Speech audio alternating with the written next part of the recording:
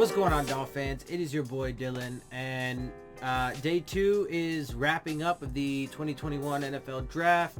The Dolphins ended up with 3 selections, 2 in round 2 and 1 in round 3.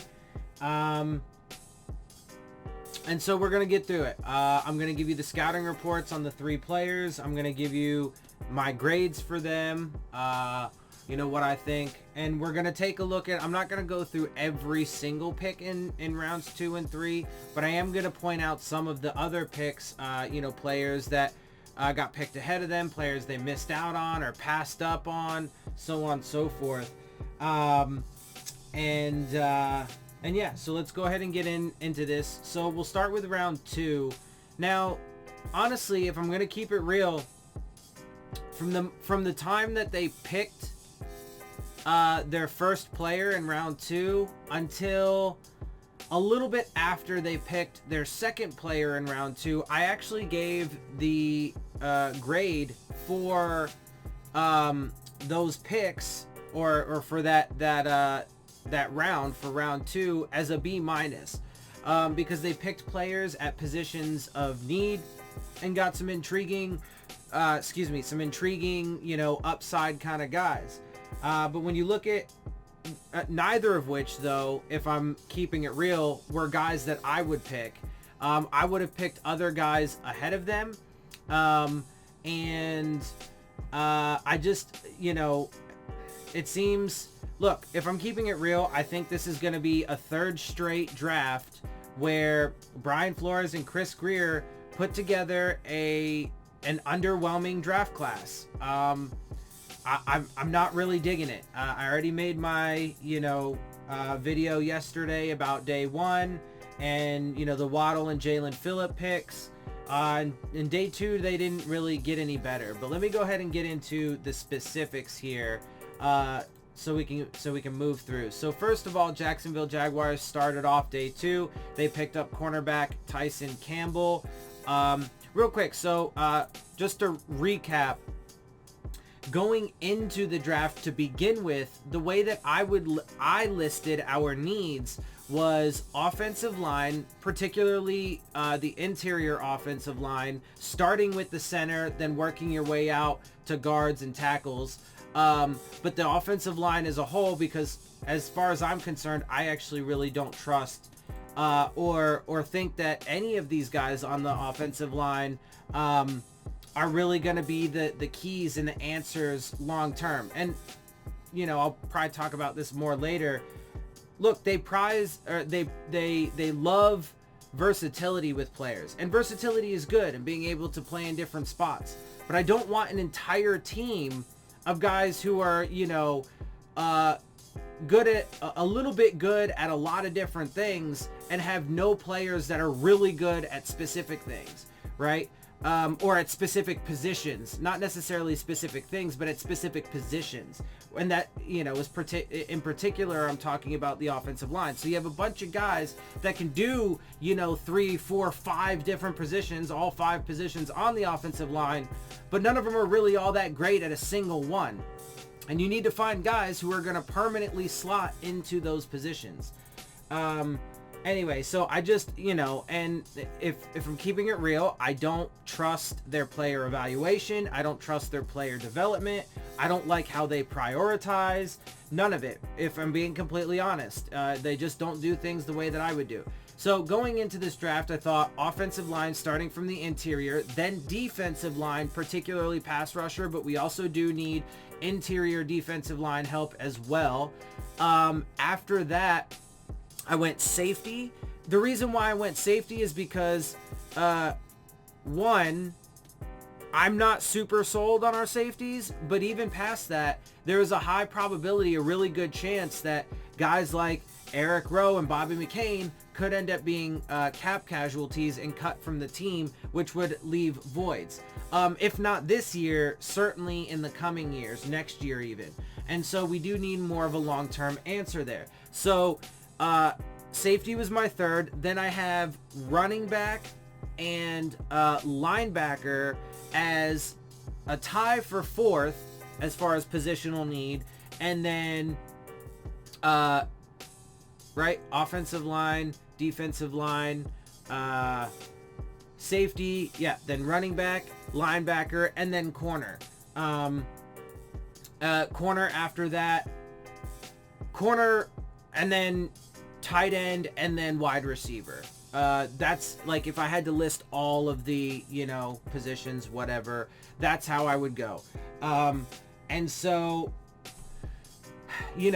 getting into the second round, I was hoping for some things, and getting into the second round, I definitely thought they needed to address the offensive line, and with the way that things were playing out and the offensive linemen that were available, I had, come to the determination that the best course of action would have been to either take a running back or a safety at number 36, okay?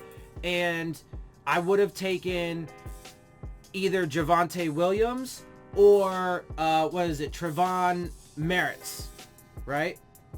Those are the two players I would have took at 36. They did take a safety, but not that player. And then they did take an offensive lineman later. I would have taken an offensive lineman at 50 because I felt like there was going to be a good one. One of the, actually one of the higher end prospects in the draft, but particularly at center because the Dolphins have a particular need at center. The entire offensive line needs a ton of work, but center is where they need, where they would have needed to focus, at the top of their list at this particular point, right? So I would have loved for them to have drafted Sewell at 6, and then I still would have come back and got a center in round 2, right? I would have stayed at 50. They ended up trading up 8 spots to the 42 overall position by giving away a 3rd round pick from next year, which I disagree with. One, because of my philosophy about trading up, but also because then they picked a guy that I wouldn't have picked. There were a ton of other players that I would have picked over the offensive lineman that they did pick. All right, so anyway, let's... And part of the reason why I actually initially started off by giving them a B- for those 2 picks is because they did pick at positions that I thought were of need, safety and offensive line, and both players do have some, some upside and some intrigue to them, particularly the safety. So, and then of course they missed out on Javonte Williams, who literally went 1 pick ahead of them because the Denver Broncos jumped them, traded up to get him, right? So, I like the positions, and there is some upside and intrigue, but with the guys that they passed up on, with, the way that the board fell, it just doesn't make any fucking sense to me, because it's a combination of failures. Player evaluation failure, prioritizing failure, etc., etc. Now, we'll see how it plays out, and I hope it works out, but I think it's going to end up proving to be yet another underwhelming at best draft class.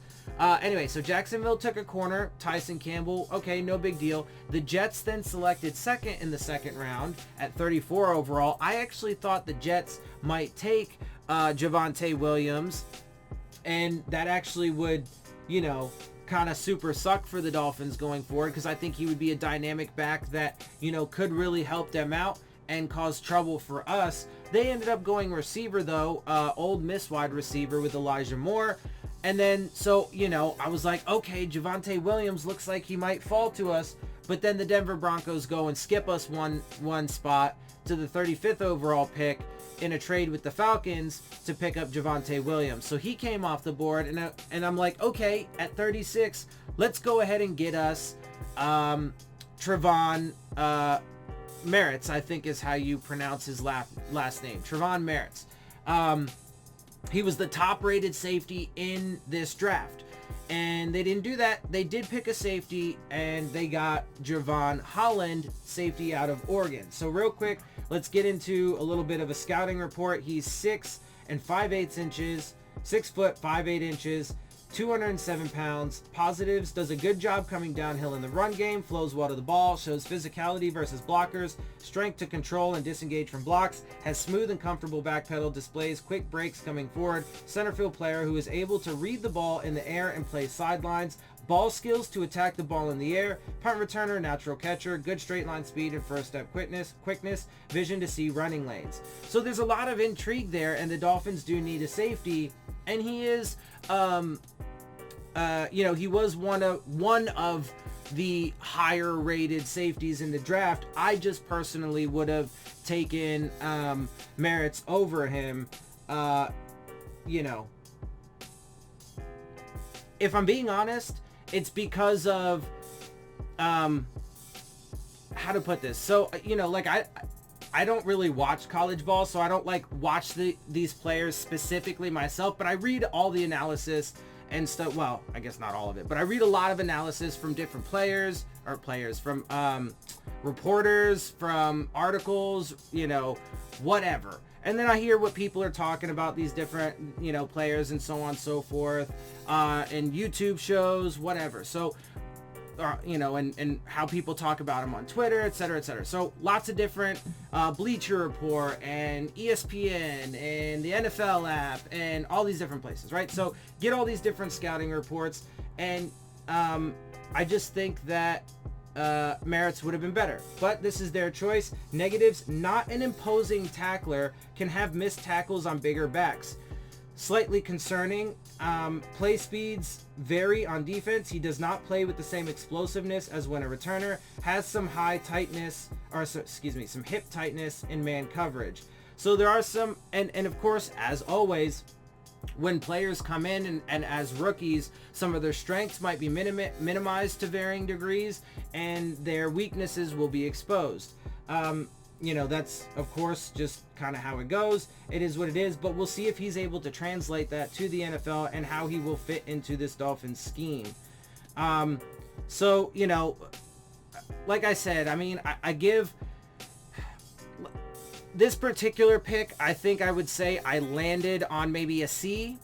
The next pick, the offensive lineman they took probably is where they get, to me, the D grade, which drags it a little bit down to the D- overall for round 2. I'm going to give them an F for round 3 because the pick didn't make any sense to me at all. At a position they just really didn't need to pick a player at, when there was even another amazing offensive lineman available, a center that they really could have fucking used, that they passed up on. Anyway, so let's actually get in more into this. So that was Javon Holland. And then right after them at pick number 37, center guard Landon Dickerson goes to the Philadelphia Eagles. So that hurts. That was a prospect that they could have gotten that could have really helped them. And they bypassed him, so they miss out on him. They end up, the Patriots take Christian Barmore next, defensive tackle. Then at 39th overall, the Chicago Bears traded up with the Panthers to get Tevin Jenkins, another top offensive lineman off the board. Then at 40, actually, the Falcons took safety Richie Grant. I actually probably would have took him over Holland as well. For me, it would have been either Merritt's, then Grant, then Holland, as far as the safeties go. But, it is what it is. So, let's see. Richie Grant went, 4 picks later after the Dolphins to the Falcons after they traded up with the Broncos. Let's see. And then the Dolphins ended up trading up, as I mentioned, from 50 to 42 to pick offensive tackle from Notre Dame, Liam Eichenberg. And so, let's see. Let me get the scouting report on Liam Eichenberg. Again, there were a ton of other guys that I would have taken over him. And additionally, they didn't even need to trade up for him. They could have stayed at 50.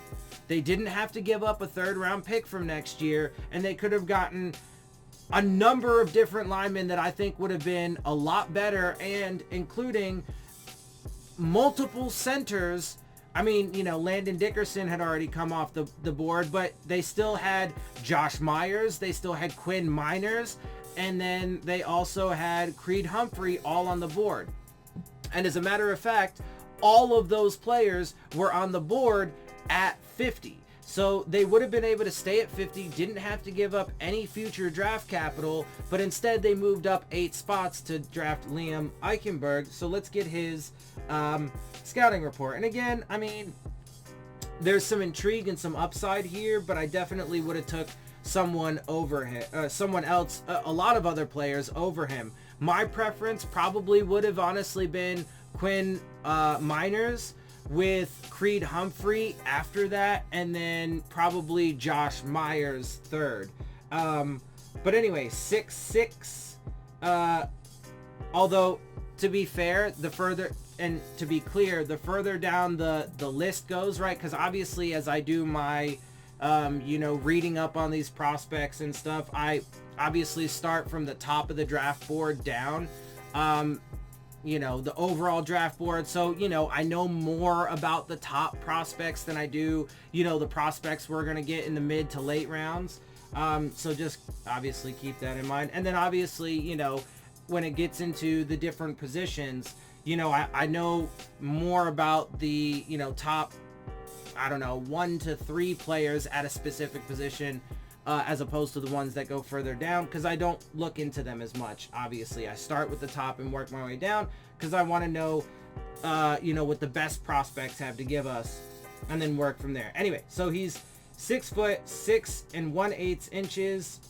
He's a weight of 306 pounds. Positives: smooth and efficient footwork out of his stance with impressive weight distribution and pass protection. Heavy, refined use of hands with an array of techniques to create, reset, and take away leverage from pass rushers. Two-hand strike, snatch trap technique, independent hands, double under are some of his repertoire.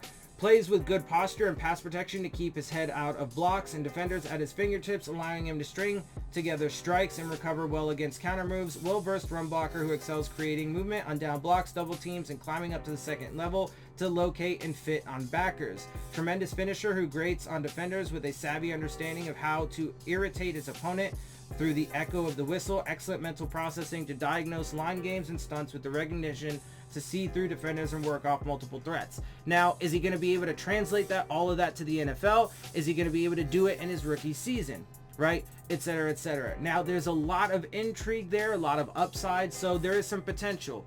And, again, this probably started off like the safety pick for me started off probably as a probably is like a solid B, and I think that's what I said during the live stream when I was on. Probably a solid B rating is how it started. Ended up dropping my final rating on that as a C, in part because of, the players they passed up on, etc. I would have taken one of the other safeties over him, and, players they missed on and how the rest of the draft fell, etc., etc. So, and then with this guy, it probably started off with as about a C, and I would say, drop down to a D overall with those other factors being processed in.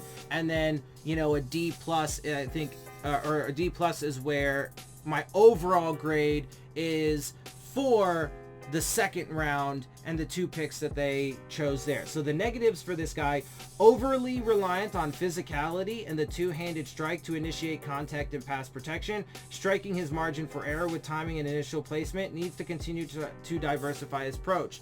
And a lot of, veteran defensive linemen can take advantage of it. It could cause him to end up with penalties and stuff like that. Being overly aggressive. He could get a lot of, especially if he gets, frustrated or flustered and, any given moment and starts grabbing or anything like that, right? So there are concerns and things that he will need to work on. And these are things that are, likely to be exposed, especially for a young player, a rookie in the NFL, as he continues to adjust, or as he adjusts to the NFL, to his new team, the playbook, etc.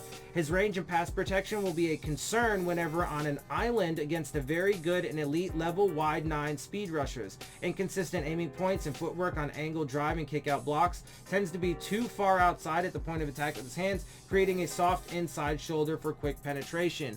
And unfortunately, the Dolphins have not yet addressed running back at all. And so there is going to be some concern for the run game next season. And he could be exposed in that department. He could, be a little too far out in his point of attack and allow the defender to, crash the gap, close the hole, and prevent our running backs from getting any space. So we'll see how that plays out.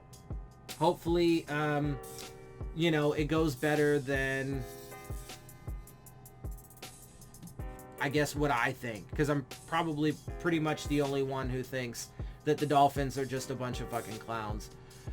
All right, anyway, so, and then one pick after the Miami Dolphins trade with the Giants to trade up and get Liam Eichenberg out of Notre Dame, the Las Vegas Raiders then select Trevon Merrick, the safety out of TCU, after trading up with the 49ers. So he literally went one pick after the Dolphins after they traded up to get him.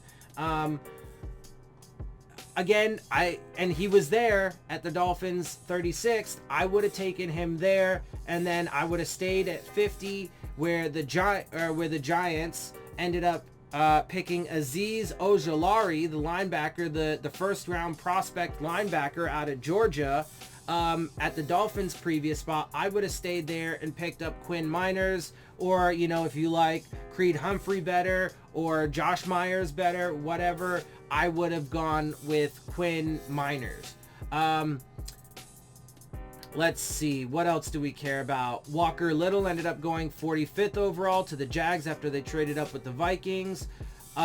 Jackson Carman, offensive tackle from Clemson, went to the Cincinnati Bengals at 46 after trading with the Patriots. Aaron Banks went 48 to the 49ers in their trade with the one of their trades with the Raiders. Center guard out of Notre Dame, Aaron Banks. Let's see, what else do we care about? Offensive tackle Samuel Cosme went to Washington Football Team at 51. Jeremiah Owusu-Koramoah, JOK. A lot of Dolphins fans, I'm sure, were upset with this. He went 52 overall to the Cleveland Browns. So if they, if Dolphins fans wanted him at 50, they could have stayed at 50. They could have got Azeez Ojulari at 50. Right? Let's see. Dillon Radins, offensive tackle out of North Dakota State. I would have taken him over Eichenberg personally as well. He went 53 to the Titans. Let's see. And then Edge Dio Oding. Man, I'm sorry with these names. I'm going to so screw that up. Another premier pass rusher goes to the Colts at 54. Let's see. Moving down. Nick Bolton, the linebacker from Missouri, goes to the Chiefs at 58. Let's see. What else do we care about? Carlos Basham went to the Buffalo Bills at 61. So that's dangerous too, because the Buffalo Bills, man, really beefed up with Greg Rousseau and Basham. Man, the Bills defense is definitely gonna fucking get scary-er, and that's concerning. Josh Myers, the center guard from Ohio State, ended up going to the Packers at 62 overall. Creed Humphrey, the center guard from Oklahoma, went to the Chiefs at 63rd overall. And that was the end of the second round. So by the end of the second round, the Dolphins, for me, ended up getting a D plus grade, or a D grade, whatever it was, something like that, whatever. And I just didn't think that they prioritized properly, or not that they didn't prioritize properly. I actually thought that the positions that they picked were fine, and these guys do have some upside and some intrigue, but I definitely would have picked other guys over them, and I absolutely would not have traded up 8 spots to go get Eichmann. Anyway, moving into the third round, there is some interesting stuff that happens here. Obviously including one Dolphins pick, but before we get to that, the Houston Texans finally did pick in the draft. This was the first time they picked at number 67 overall, the third pick in the third round, and they picked quarterback David Mills. Now, everybody in the commentary or whatever from the draft was super surprised. I don't know why. there's no way that Deshaun Watson is going to play for the Houston Texans going forward for a number of reasons. It makes total sense that they would do that. Now, the Dolphins are still a team that is linked to them that could potentially in the future trade for him. So keep that, you know, in the weeds or whatever. So that's still something that could end up happening. I don't know that it will. It really depends on how, his legal battles go. Because worst case scenario, he could be found guilty of all that shit and end up going to fucking prison. In which case he's not playing for anybody. So there's that. But even if they do end up like settling out of court or whatever, and, life just resumes, then, or if that happens, then I would expect the Dolphins to be in play, because the fact of the matter is they're not really sold on Tua. But the problem is too is they don't know how to make any decisions, any good decisions, and they're just all bad. Anyway, let's see. At 68 overall, another offensive tackle came off the board. Jalen Mayfield. Joseph Osai, edge from Texas, goes to the Bengals at 69. Brady Christensen, offensive tackle from BYU, goes to the Panthers at 70. Let's see. We got Milton Williams, edge, goes to the Eagles at 73.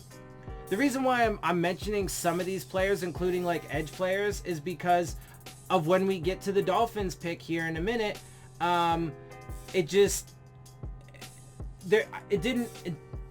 It blows my mind why they would pick a player at that position when there were so many other options that they could have gone with. Let's see. Divine Diablo, the linebacker from Virginia Tech, goes to the Raiders at 80. And then at 81 overall, the Miami Dolphins select Hunter Long, tight end out of Boston College. You don't need him, dude. They could have got Quinn Miners at 81st overall. He didn't go until towards the very end of the third round. They still could have got him. They could have got a running back. They could have got another edge player. So they could have got offensive line or another edge guy, or so many other things that they could have done. They don't need this dude. They don't need him at all. But let's give the scouting report for him. Let's see. He's 6'5", 254 pounds. Good size and length with above average play strength to be an NFL wide tight end. Shows good body control and understanding of routes at the tight end position. Able to tight turn on routes and also quickly get up the field after making the catch. Solid overall athlete at the tight end position. Adequate in foot quickness and balance. Above average overall hands. Comfortable catching the ball and doesn't fight it. Flashes the ability to come down with contested catches. So sure, man, he can maybe provide another weapon for Tua, but again, if his offensive line sucks, it's not gonna fucking matter at all. Negatives: plays high at the snap, which limits his blocking ability. Inconsistent blocking at the point of attack. Will duck his head and miss the initial part of the block. He has drops with throws at his body. Long arms. So what that means is when he does have drops, it's usually when the ball is thrown to his body. Can be a bit robotic on his routes, seemingly counting his steps to get to the proper depth. Combined with playing high, can leave him exposed to more aggressive defenders in coverage. So again, this is an example of where they just don't prioritize properly at all. There's literally no reason to take a tight end here, especially when you could have picked up a really good center, one of the top overall offensive line prospects in the draft, Quinn Miners, here. And they didn't. So, whatever, man. It is what it is. Let's see. Anything else after that? Offensive guard Wyatt Davis goes to the Vikings at 86. Kendrick Green, guard, goes to the Steelers at 87. Trey Sermon, running back, at fucking 88, goes to the 49ers. They could have got Trey Sermon there, right? So, at 81. Nope. They go and pick up a tight end.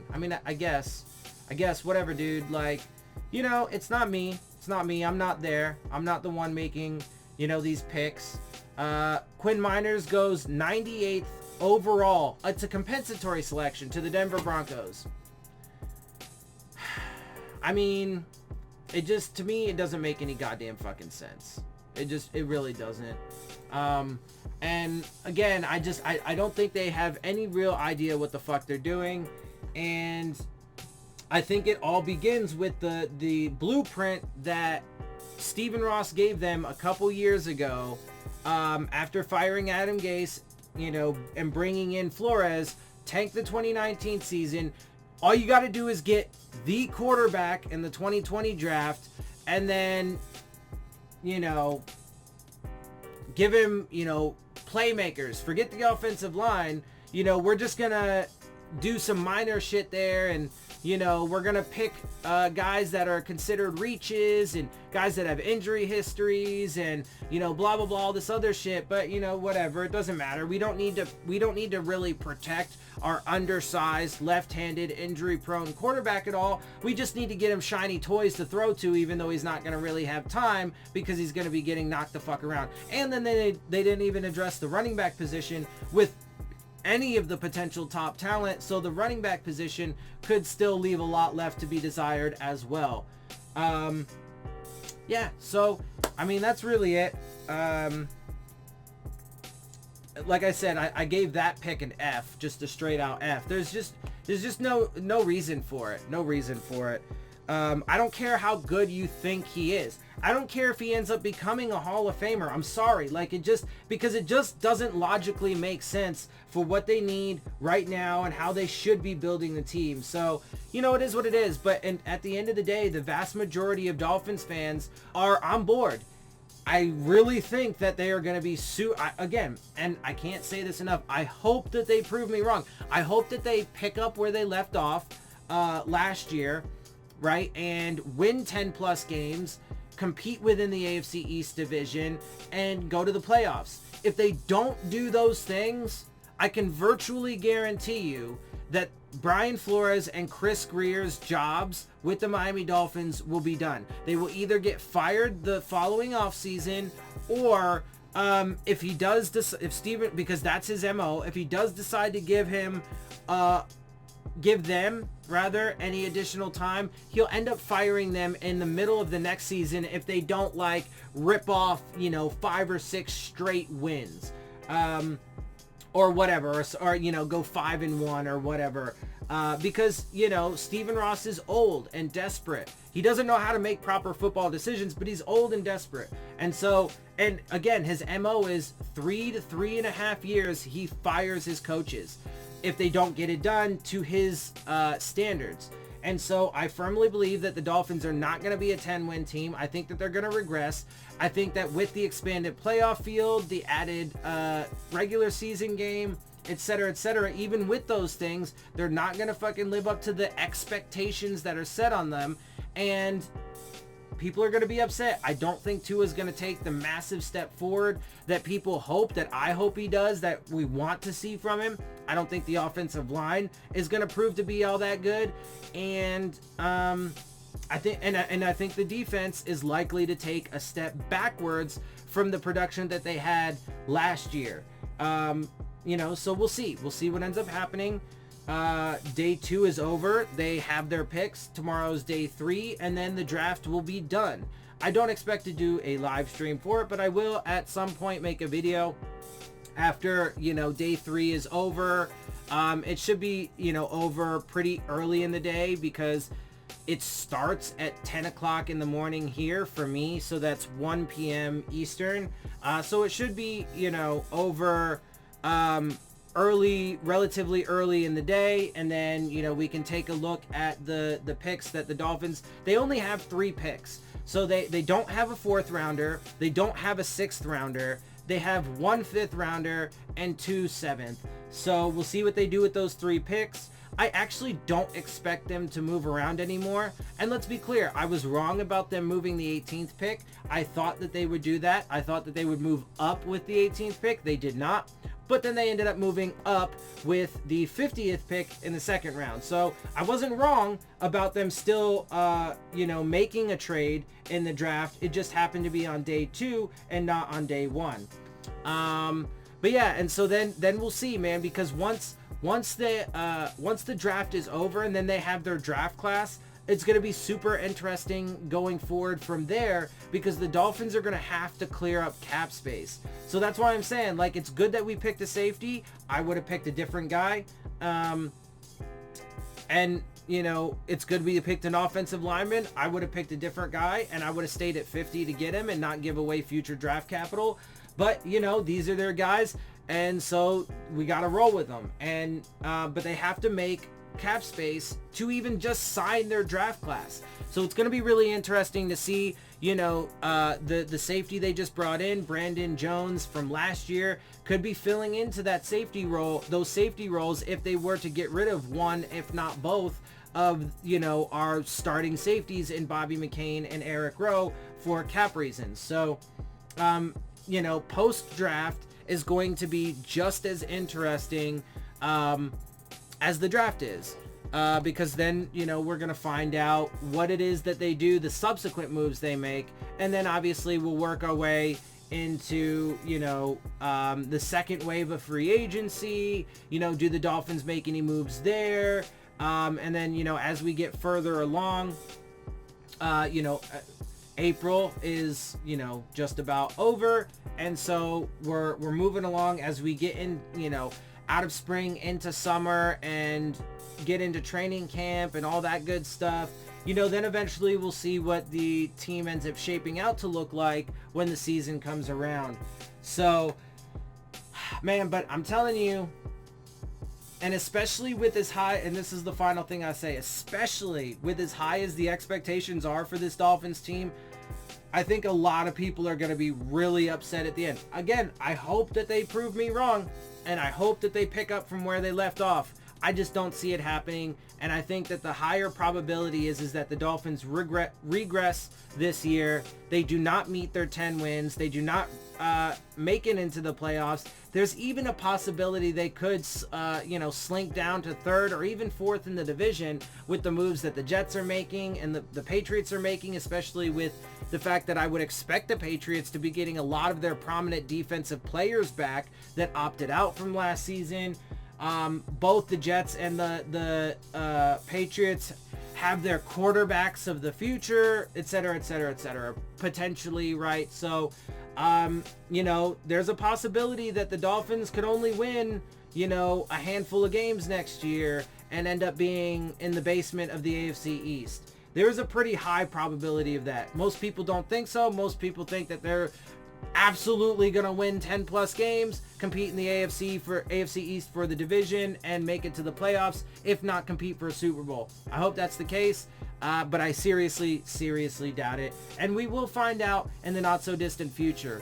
So the final thing is, no matter what you think, whether you think they are going to the Super Bowl or whether you think that they're going to go 0-16 and suck complete ass, I don't think that necessarily, but I don't think that they're going to have as good a season as people think. But regardless, one thing that I can say pretty definitively, I think, is that this is the make it or break it year. This is now 3 drafts that they've had.